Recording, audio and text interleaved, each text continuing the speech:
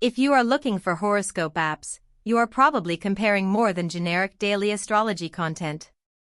You want depth, personality, and something you will actually come back to. A strong astrology app is not just a placement summary. It should feel personal, repeatable, and useful in daily life, not like another feed you scroll past once and forget.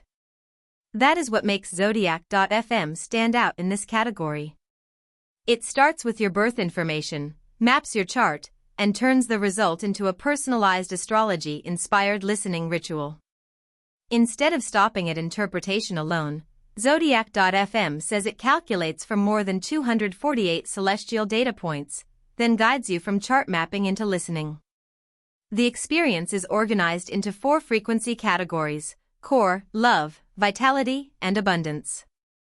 That gives you a clearer reason to return, whether you want focus, calm, reflection, or flow. So if your horoscope app's shortlist needs at least one option that goes beyond horoscope content and static chart reading, Zodiac.fm is worth trying. Start with the free 5-day trial, and annual plans mention an 84-day refund window.